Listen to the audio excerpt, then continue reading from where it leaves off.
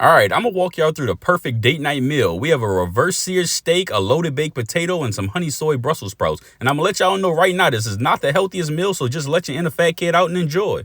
I'm telling y'all, it's pressure. Let's get into it. So boom, the centerpiece to this whole meal starts off with some thick cut bacon. You can really cook it up just like this and crumble it, but I like to cut it into bite-sized pieces. We're gonna add it to a pan on medium-low heat. People always cook their bacon too fast. Take your time, low and slow. We're gonna let all that fat render down. I wish y'all could smell this right now. Oh my God. Now, personally, I like to take the bacon out a little bit before it's done because it's gonna crisp up the rest of the way on a paper towel. And if you're from the South, you know you gotta save your bacon grease. That stuff go on everything.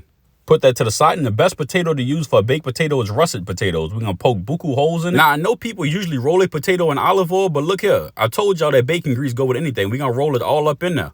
Again, I know this ain't the healthiest meal. You can bake your potato in the oven, but I feel like in 2022, the air fryer is so convenient. Plus, it's gonna give you crispy skin with a nice tender inside. Set your air fryer to 400 degrees, and this could go anywhere from 35 to 45 minutes, depending on your air fryer. Just check it at 35 minutes and go from there. While that's going, we're gonna go ahead and get started on our steak.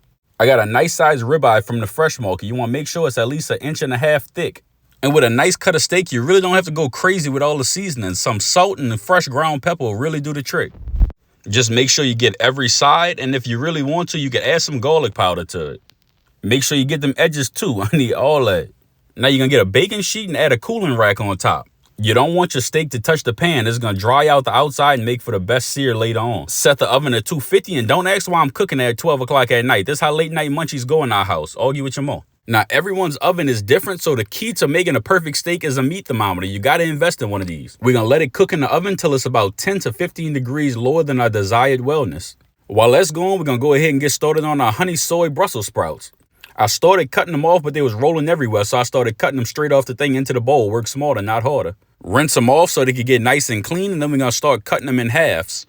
We want it nice and flat so we can lay it down on the pan and get a perfect sear later on. And I already told y'all the bacon was the centerpiece of this whole meal. So look, we're gonna take some more of that bacon grease from earlier, put it back in the pan, and then we're gonna lay our Brussels sprouts straight down on it, just like that. We're gonna let these cook, not touching them, for a good 5 minutes. This is gonna develop a nice char on them.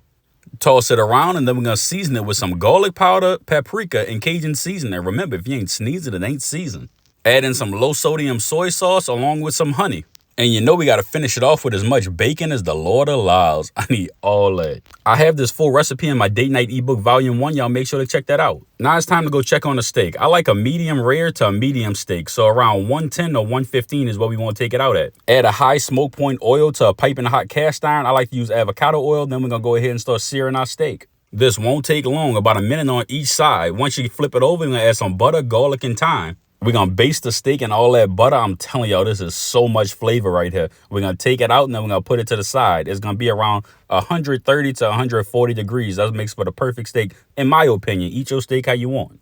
After your steak rests for a little minute to soak in all them juices, we're going to go ahead and slice it open. I'm telling y'all, this cut like butter. Just look at that. Yes, Lord. I had to go ahead and sample a piece of this before I plated it up. Don't tell nobody.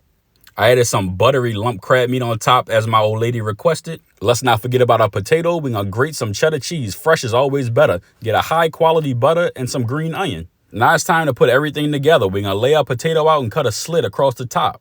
You want to form a little bowl, add everything in. You got to put a little Cajun seasoning in there because y'all already know the deal with that. Finish it off with a little bit of sour cream, plate everything up, and just like my name, you're all done.